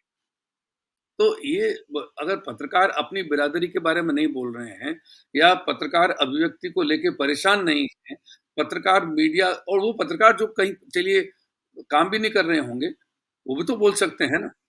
वो भी नहीं बोलते हैं, नहीं डर डर का माहौल है, भय का माहौल है। ये मैं जो कहना चाहता हूँ, इस चीज़ को समझने की ज़रूरत है कि इमरजेंसी नहीं है, सब लोग जानते हैं, लेकिन इमरजेंसी में भी जो है, इस तरह की स्थिति नहीं थी क्योंकि इमरजेंसी एक तो घोषित इमरजेंसी थी। आप पे बहुत सारे कानून आयत थे, तो कोई कानून आयत नहीं है। बोलना कोई चाहे तो बोल सकता है, कोई चर्चा करना चाहे तो चर्चा कर सकता है, कोई संगोष्ठी करना चाहे संगोष्ठी कर सकता है। कितनी संस्थाएँ संगोष्ठी कर रही हैं? इतनी जागरूक संस्थाएँ इस देश में हैं, इतने एनजीओ हैं, वो इस बात से परेशान हैं कि बाहर का पैसा हमारे यहाँ पे नहीं आने दिया जा रहा है। लेकिन जो चर्चा हो रही है, वो ऐसी चर्चा में नहीं उलझना चाहते हैं, जिससे उनको और मुसीबत सामने पेश आए। तो ये जो एक डरा हुआ समाज अगर मीडिया में भी पनप गया है, तो आप उस समाज की परवाह नहीं कर सकते, जो पहले ही बहुत साहसी नहीं था। अपूर्व, ये जो जैसे योगी जी जैसे बुलडोज़र भेज देते हैं जहाँ उनको समझ में आता है, तो वैसे ही क्या जिस तरह से प्राइम टाइम का और अखबारों का इस्तेमाल भी ये जो जहाँ-जहाँ भी उनको लगता है कि एक असुविधाजनक पक्ष है, चाहे वो शाहीन बाग था या किसानों के समय भी और अभी जब ये लड़कियाँ जो बैठी हुई हैं, पहलवान लड़कियाँ जो शिकायत लेके और उनकी उन पे कार्रवाई होने में भी बहुत मुश्किल हो रही है। तो उसमें भी मुख्यधारा की पत्रकारिता और मुख्यधारा के जो मीडिया चैनल्स और अखबार हैं, प्लेटफ़ॉर्म्स हैं, उनका जो उनकी जो भूमिका है वो उसको आप कैसे देखते हैं? ये भी मेरे ख्याल में पहली बार हो रहा है और आप तीनों पत्रकार हैं, अलग-अलग दौर आपने देखे हैं कि मीडिया जन आंदोलनों के विरुद्ध खड़ा हो जाए। मुझे याद नहीं है, मुझे भी पढ़ते हुए काफ़ी वक़्त हो गया और अगर आपके 100 साल में मैं मिला दूँ तो मेरे भी 50 से ऊपर साल तो जुड़ ही जाएँगे पाठक के तौर पर अखबार के। तो और दर्शक के। तो 150 साल के इतिहास को देख लें तो मुझे याद नहीं है और आप लोग भी तस्दीक कर सकते हैं कि कभी भी अखबार और मीडिया जनता के किसी आंदोलन के खिलाफ खड़े हो गए। मैंने ऐसे संपादकीय देखे हैं जिनमें आलोचना की जा रही है। ठीक है, श्रम कानूनों में परिवर्तन किया गया तो अखबार श्रम कानूनों के पक्ष में लेख लिख देंगे। ये मैंने देखा है। खासकर अंग्रेजी के कुछ अखबारों को या कुछ को। लेकिन अगर श्रमिक आंदोलन कर रहे हैं, तो वो उस आंदोलन के विरुद्ध बाकायदा अभियान चलाएँगे, या मैंने नहीं देखा। और बल्कि वे आंदोलन के पक्ष में बोलते थे। सहानुभूतिपूर्ण रुख रहता था उनका, अलग-अलग तबकों के आंदोलन जो हो रहे हैं, उनके पक्ष में। छात्र आंदोलन को लेकर ज़रूर एक दुविधा रहती थी, क्योंकि छात्र आंदोलन समझ में नहीं आता था कि ये हिंसक हो जाता है, तो इसमें गुंडे आ जाते हैं, तो अखबारों का अलग-अलग रुख दिखलाई पड़ता था। लेकिन और इसके ठीक पहले एक आंदोलन हुआ था, अभी से 10 साल पहले, 12 साल पहले, जिसको अन्ना आंदोलन कहा जाता है, लेकिन मैं जिसे अरविंद केजरीवाल का आंदोलन कहता हूँ। क्योंकि अन्ना अन्ना मात्र एक मुखौटा ही थे उसमें। तो उस आंदोलन में आप मीडिया की भूमिका को देखिए। एक तरह से 24 घंटे, एक-एक मिनट मीडिया ने वह आंदोलन चलाया। यह इसको इस रूप में आप देख सकते हैं। लेकिन अब मीडिया हर आंदोलन के विरुद्ध तर्क लेकर आता है। पहलवान लड़कियों के खिलाफ उसको थोड़ा-सा वक़्त लगा, 1 आध दिन लगा, लेकिन 1 आध दिन में उसे तर्क दे दिए गए और वो तर्क व्हाट्सएप की तरफ से गए, ट्विटर पे वो तर्क अपलोड किए गए और फिर मीडिया ने समझ लिया, हाँ, ये तर्क उसे अब पेश करने हैं। तो अब वह टेलीविज़न पर, अखबारों पर वे तर्क प्रस्तुत किए जाने लगे पहलवानों के खिलाफ। उसके पहले किसानों के खिलाफ, उसके पहले शाहीन बाग के खिलाफ, उसके पहले भी किसान जब लैंड एक्विजिशन बिल के खिलाफ कर रहे थे, तब उनके खिलाफ। मानवाधिकार कार्यकर्ताओं के खिलाफ, वो चाहे एमनेस्टी हो, ऑक्सफैम हो, ग्रीन पीस हो, अ, एक तरह से मीडिया ने तय कर लिया कि वह जनता के हर हिस्से का विरोध करेगा जो संघर्ष करेगी। जो अपने अधिकार के लिए खड़ी होगी, वह उसका विरोध करेगा। तो यह उसने तय कर लिया। तो हम ये देख सकते हैं कि अब मीडिया पिछले 8 वर्ष से पूरी तरह से जनता के विरोधी का काम कर रहा है। अब मुझे याद आता है कि आप जेएनयू 2016 को याद कीजिए। 9 फरवरी को जेएनयू के में एक छोटी-सी मीटिंग होती है। जेएनयू में ऐसी मीटिंगें होती रहती थी। क्यों यह मीटिंग एक मीडिया की दिलचस्पी का विषय होना चाहिए? क्यों एक तथाकथित राष्ट्रीय मीडिया चैनल को उसे कवर करने के लिए अपनी टीम भेजनी चाहिए? बाद में हमें यह पता चल गया कि वो पूरा का पूरा वीडियो फैब्रिकेटेड था, फ़ोर्स था, जिसको तैयार किया गया ज़ी टीवी में। लेकिन ज़ी टीवी ने उस जेएनयू के छात्रों के खिलाफ एक अभियान छेड़ दिया। उसके बाद आप याद कीजिए, गौहर रज़ा के खिलाफ अभियान छेड़ा, शायर गौहर रज़ा, वैज्ञानिक और शायर गौहर रज़ा के खिलाफ अभियान छेड़ा। प्रोफ़ेसर निवेदिता मेनन के खिलाफ अभियान छेड़ा।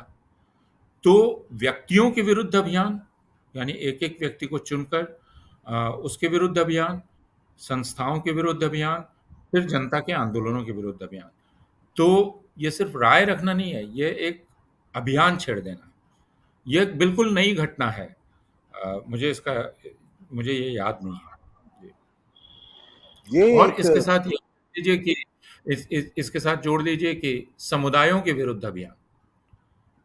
यह काम कभी नहीं किया था मीडिया ने कि मुसलमानों के विरुद्ध आप अभियान चला दें, ईसाइयों के विरुद्ध अभियान चला दें, लेकिन मुसलमानों के खिलाफ तो मीडिया ने तय कर लिया है कि वह कोई मौका नहीं छोड़ेगा उनके खिलाफ अभियान चलाने का।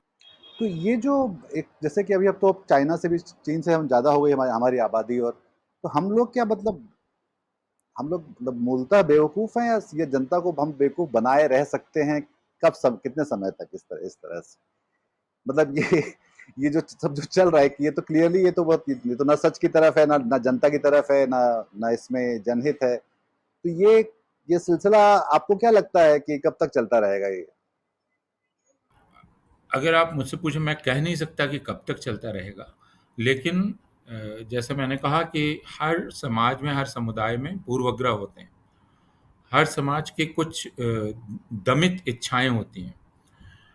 यह हमें तय करना होता है कि हम उन दमित इच्छाओं को, उन पूर्वग्रहों के साथ क्या करेंगे। एक ज़िम्मेदार एक विश्वविद्यालय हो या विश्वविद्यालय या मीडिया ये तय करता है कि वो उनके साथ क्या करेगा। क्या उन पूर्वग्रहों को वो और उकसाएगा? क्या उनको हवा देगा? या उनको शमित करेगा और उनको ठीक करेगा? तो अभी मीडिया ने तो ऐसा तय कर लिया है कि उसे यह करना है और करते चले जाना है। हम सब एक निजी उदाहरणों से जानते हैं कि हम सबको कुछ मज़ा आता है, मतलब यह बिल्कुल निजी उदाहरण से कह रहा हूँ। आपसी बातचीत में इसको बहुत इससे सामान्यीकरण नहीं करना चाहता हूँ, लेकिन ये हमारे स्वभाव में है कि हम बैठकर अगर किसी की बुराई करें, तो वह काफ़ी लंबा चल सकता है।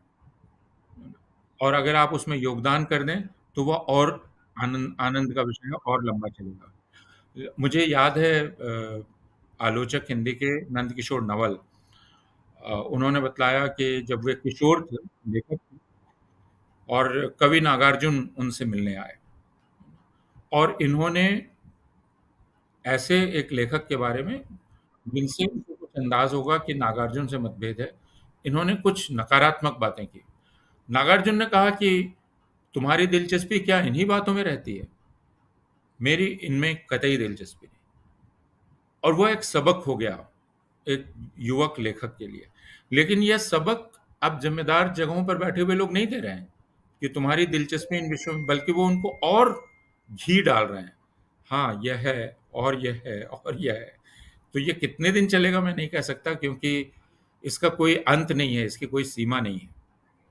ये जहाँ-जहाँ भी डेमोक्रेसी या लोकतंत्र जहाँ-जहाँ पर एक तरह से अपनी जगह से फिसल रहा है, वहाँ-वहाँ पे इस तरह का जो मीडिया है प्रोपेगेंडा वाला जो है, मतलब हम भी बहुत सारे जगहों पे यूरोप में भी देख रहे हैं, बाकी देशों में भी ऐसा है। तो जब जब तो ये कोई एक तरह का टेम्पलेट या एक टूल किट की तरह हो रहा है, जहाँ पे जो मुख्य धारा का मीडिया है उसको एक कुछ लोग ओन करते हैं, फिर वहाँ से एजेंडा सेटिंग होती है और फिर वो उसको रोल आउट करते हैं, एक निहायत ही सरकारी किस्म का एजेंडा। और वो लगभग ज़्यादातर जगहों पे जन विरोधी होता है। हम रूस में भी ये सब वो देख सकते हैं। अ, मेरे ख्याल से पोलैंड और बाकी जगहों पे इन देशों में साफ-साफ दिखलाई पड़ता है। पूरा का पूरा फॉक्स जो न्यूज़ और ये एनवाई पोस्ट का जो मॉडल है रूपर्ट मर्डोक का अमेरिका में, वो इस तरह का है। और वहाँ पर अब एक तरह का कुछ कुछ करेक्शंस कहीं-कहीं दिखलाई पड़ते हैं। पर मेरे ख्याल से वो पता नहीं कि वो कहाँ तक जाकर वो पहुँचेंगे। आकार क्या लगता है कि क्या हिंदुस्तान में हम किसी तरह से इसको कहीं ये सुधार हो सकता है, या अब हमें इनसे उम्मीद छोड़ इसमें देनी चाहिए? ये एक मोड़ है। एक एक मोड़ जाता है जहां अमेरिका था 1950 में विश्व युद्ध के बाद, जहां पर ऐसे ही अपने ही लोगों पर धावा बोल देना, कम्युनिस्ट कहना, बहिष्कार करना, जेलों में डालना, नौकरियों से उनको फिर हटाना, वहां पर इंटरनल करेक्शन आ गया, अंदर से, पॉलिटी से, मीडिया से भी, सरकार से भी, सरकार से जुड़े लोगों से भी, सरकार से जुड़ी पार्टियां से भी। और उस दौर से अमेरिका गुजर गया। आगे आगे भी उन्होंने की गलतियां बहुत सारी, लेकिन ये जो एक डेंजरस वक्त था कि अपने लोगों के पीछे जाना, वो छोड़ के अमेरिका निकल गया आगे।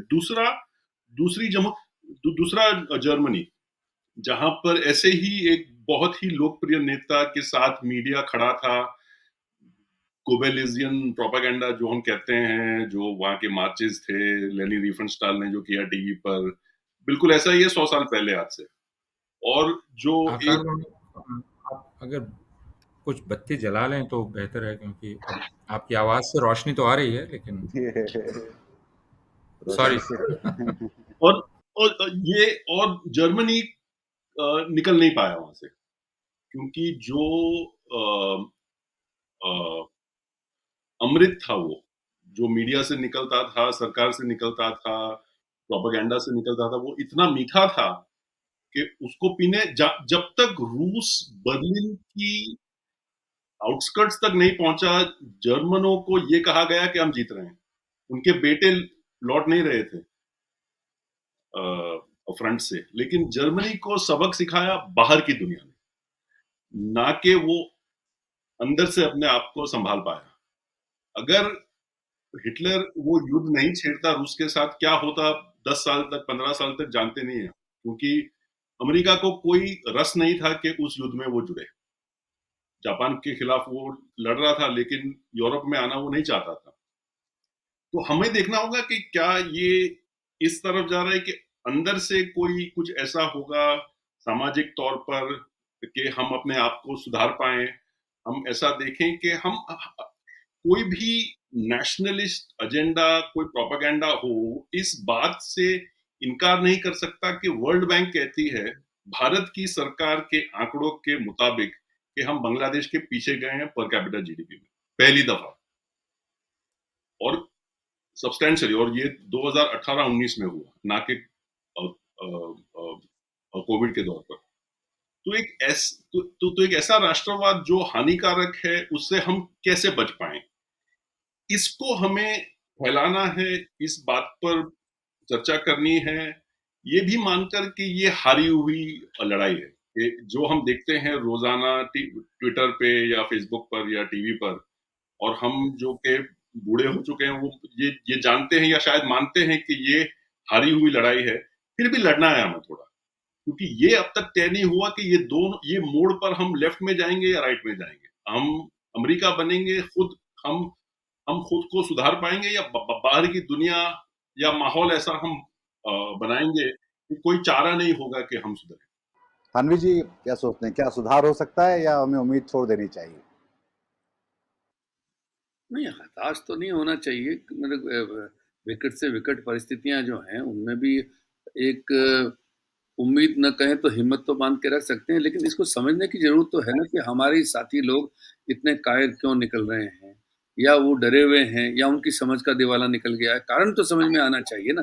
जैसे मैंने आपको पहले भी उदाहरण देके कहा कि जब जब हत्या हुई या लोग गिरफ्तार हुए अकारण, और सिर्फ उतनी बात नहीं है, एक के बाद एक जिस तरह के कानून पत्रकारों पर पत्रकारों पे थोपे जा रहे हैं, सामने आ रहे हैं। यूएपीए आप जानते हैं, पीएमएलए आप जानते हैं, सेडिशन, विनोद दुआ पे किस तरीके से भारतीय जनता पार्टी के राज्य में मुकदमा दायर किया गया, हिमाचल प्रदेश से, उस वक्त जब भारतीय जनता पार्टी के कब्जे में था। तो ये जो चीजें हुई उस वक्त कितने लोग बोले, अरे इतना बड़ा देश। और विनोद दुआ तो काफी लोकप्रिय एंकर थे, और मुझे मालूम है बहुत परेशान थे कि कोई भी अदालत का मामला होगा तो कोई भी परेशान होगा। उसके बाद में इन दिनों में जो हुआ है, ये जो आईटी का जो एक्ट बनाया गया था, उसका जो इस बार अभी संशोधन हुआ, वो संशोधन तो सीधे सीधे सेंसरशिप है कि आप सरकार सरकार को ही ये अधिकार दे रही है कि क्या फॉल्स है, क्या मिसलीडिंग है, क्या फेक है, इसका निर्णय सरकार कर सकती है, और करके उस सारे सामग्री को रुकवा सकती है। अब तो ये फैक्ट खुला। चेक भी पीआईबी करेगा, ये भी एक नया है कि फैक्ट चेक का काम भी पीआईबी ने खुद ले लिया है। तो ये हाँ, सबसे मजेदार सी बात है। वही वही वो संशोधन जो किया गया, तो उसमें अब आप अगर इतनी आजादी सरकार ले रही है, और इसके साथ साथ जो भय का माहौल पैदा कर रही है, और वो सिर्फ छिटपुट अप्रत्यक्ष रूप से नहीं है।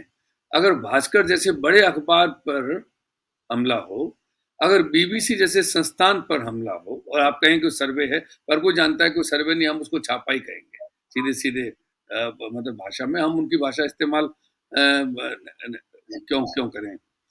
इसी तरीके से एनडीटीवी जैसे टेलीविजन चैनल को भी सबक सिखाने के लिए, फिर जब लोगों को लगता है, और छोटे मोटे देखिए इस देश में हजारों अखबार हैं, हजारों चैनल हैं, जब उनको लगता है कि भास्कर, एनडीटीवी और बीबीसी, अगर उन पर हाथ डाला जा सकता है, तो हमको बच के रहने की जरूरत है।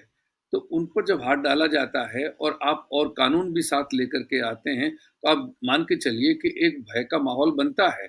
मतलब आप भी समझिए कि जिन-जिन पर छापा पड़ा, क्या वो बहुत बहादुर संस्थान की तरह प्रकट हुए हैं? मुझको बहुत हैरानी होती है कि औरों को जाने दीजिए, एनडीटीवी ने तो तय कर लिया कि अब इस चैनल को अब छोड़िए। बीबीसी इतना ताकतवर दुनिया का संस्थान, लेकिन उनको जो तथाकथित जो सर्वे उन पर हुआ, उसके बाद में कहीं पर कोई ऐसी चीज़ सामने आई हो कि ठीक है, आपको जो करना है कीजिए, लेकिन हम जो कर रहे थे, हम सच के लिए लड़ते हैं और हम करते रहेंगे, और कहीं उनका साहस सामने आए, उन्होंने स्वीकार कर लिया कि ठीक है।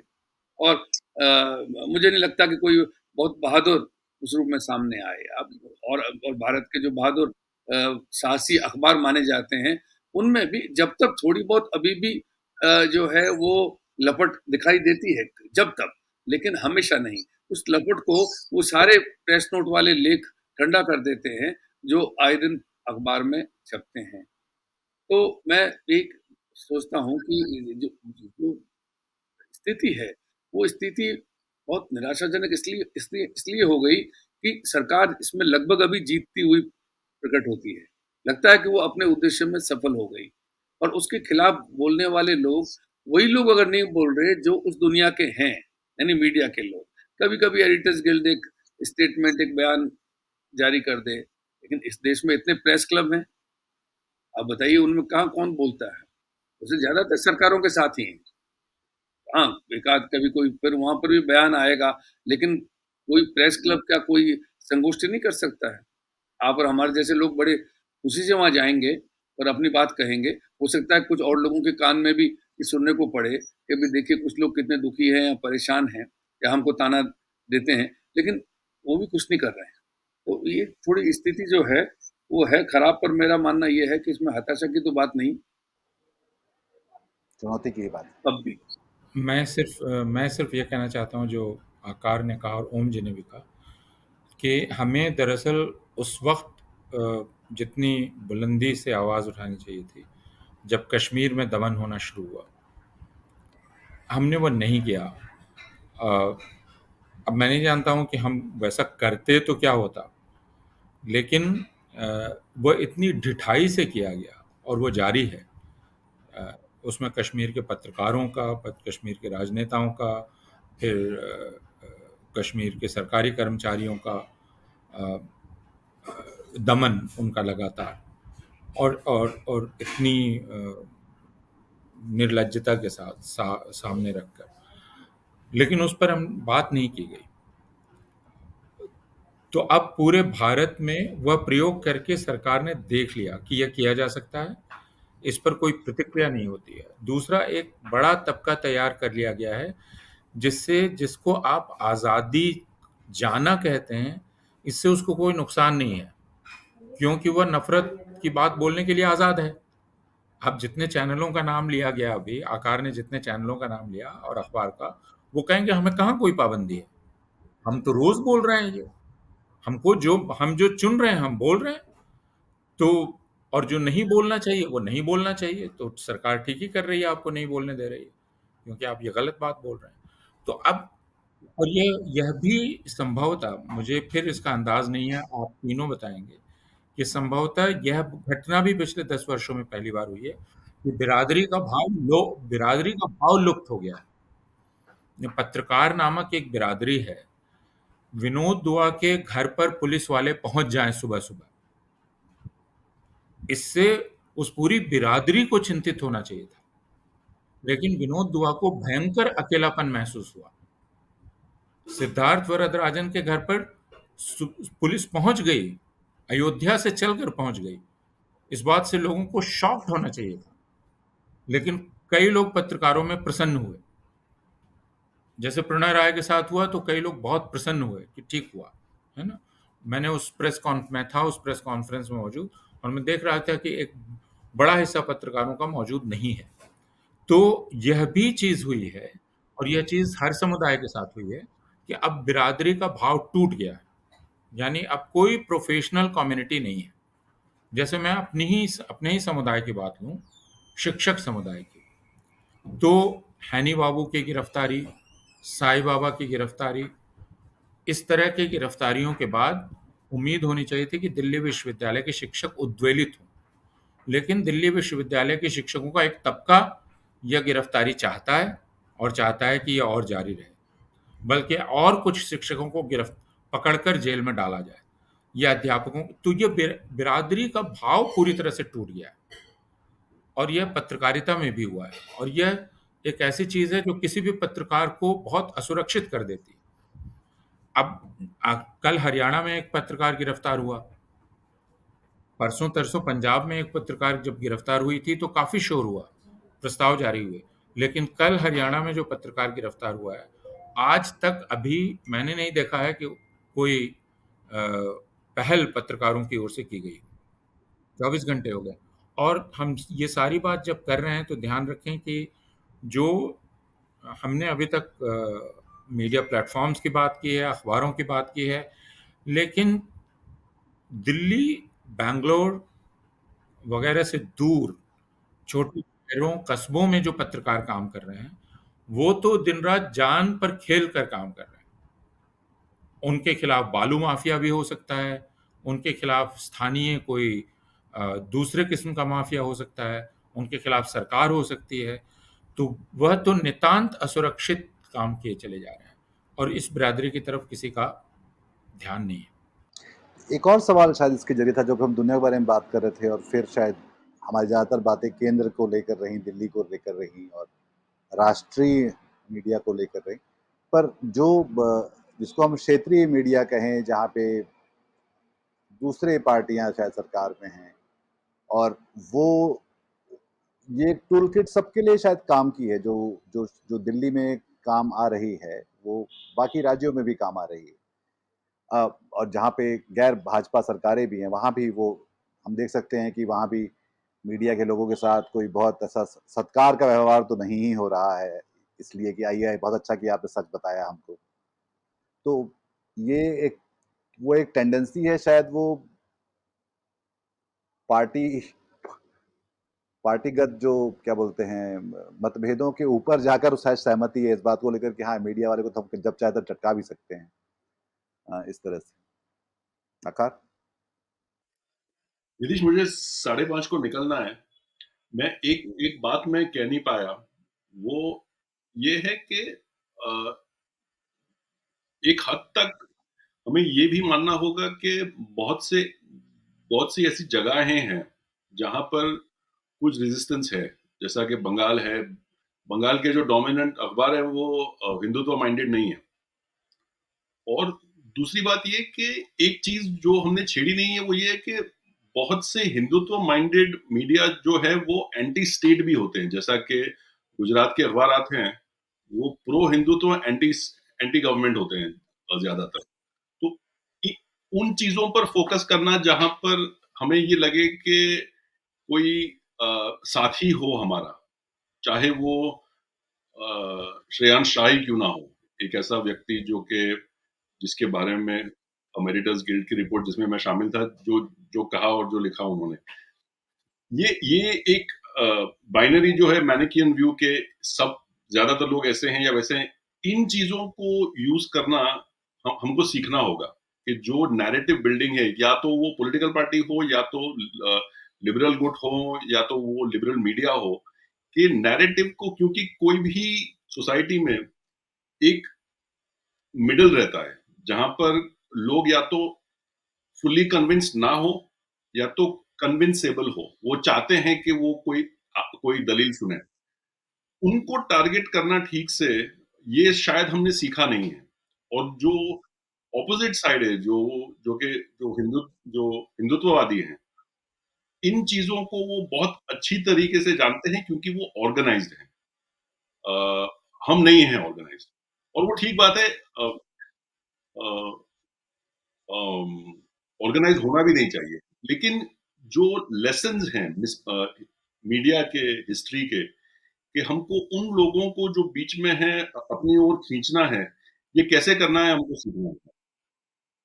हाँ, जरूरत पड़ी तो क्यों नहीं, मतलब जब जरूरत नहीं थी तो ठीक था तब तक तो, पर अब जब जरूरत है तो क्यों नहीं उसको सोचना चाहिए, उसके बारे में करना और चाहिए। एक मीन्स भी है हमारे पास। जब 30 साल पहले जब सिर्फ टीवी था या टीवी के भी बहुत कम चैनल थे और न्यूज़पेपर्स डोमिनेंट माध्यम था, तब ये आवाज़, ये छोटी आवाज़ें जो है वायर जैसी, स्क्रोल जैसी या फिर किसी का ट्विटर अकाउंट हो इंडिविजुअल का, वो ये था नहीं पहले।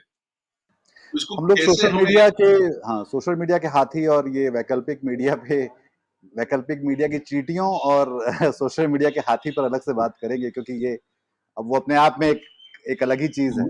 ये मैं इस सिलसिले की पहली निकल रहा हूँ, बातचीत। मुझे हाँ, वकील ठीक के साथ मिलना है फिर से। ठीक ठीक आप लोगों से मुलाकात होगी फिर ठीक से। ठीक है, ठीक मुझे भी आकाश जी के पीछे-पीछे जाना है, मालूम करने कोई कहाँ जा रहे हैं मुझे है। क्या आप दोनों एक ही लेकिन शहर में? लेकिन मेरे ख्याल में एक आखिरी बात मैं कह कर के इसको अब पूरा कर सकते हैं।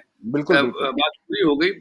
मैं एक बात जो और कहना जोड़ना चाहता था कि सरकार की सबसे बड़ी चिंता जो है वो सोशल मीडिया और या आप कह सकते हैं बल्कि वेब जर्नलिज्म या ऑनलाइन जर्नलिज्म उस कह पे अलग सकते से हैं। पूरा एक सिलसिलेवार बात होगी। ये 3 पार्ट में हम लोग सोचे थे इसको करने पूरी के बात कर लिए सकते कड़वी हैं कॉफी क्योंकि ये के। जो अपूर्वानंद जी ने कहा था शुरू में कि अब उससे प्रभावित मीडिया होता है, ये सच्चाई है।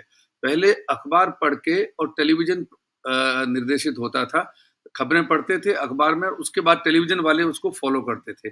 उसके बाद स्थितियां उलट गई, टेलीविजन देख करके और उसके बाद जो कुछ आ गया टेलीविजन पे, उसके बाद अखबारों में उसके हिसाब से आपको कवरेज मिलता था। अब सोशल मीडिया पे जो आता है, व्हाट्सएप पे या ऑनलाइन और भी जो माध्यम हैं, उसको बाद में अखबार और टेलीविज़न उसको आगे फ़ॉलो करते हैं। तो सरकार की नज़रों में सबसे पावरफुल अगर कोई चीज़ है, तो वो ये ऑनलाइन मीडिया है, क्योंकि वो तत्काल असर करता है, तत्काल पढ़ा जाता है, तत्काल लिखा जाता है और इसी वजह से ये जो आईटी एक्ट में संशोधन किया, क्योंकि एक्ट तो अभी 21 में लेके आए थे, 2 साल बाद ही उन्होंने संशोधन कर दिया है। तो वो काबू जो करना चाहते हैं, वो ऑनलाइन मीडियम को करना चाहते हैं। पर आप इसके ऊपर फिर कभी चर्चा करना चाहते हैं, अच्छी बात है, क्योंकि उसके लिए पूरा एक जैसा वो हाका, हाँ, उससे वो एक नए किस्म का हाका जो लगाना चाहते हैं, उस पे एक, हाँ, लंबे सिलसिले से बात करेंगे उसके बारे में। आज की इसमें कड़वी कॉफी में शामिल होने के लिए आपका ओम जी और आकाश चले गए, बट दोनों का बहुत धन्यवाद, और फिर हम इसमें अगले हफ्ते फिर मिलेंगे इसको लेके। बहुत शुक्रिया। बात होती है फिर। धन्यवाद, बहुत अच्छा रहा।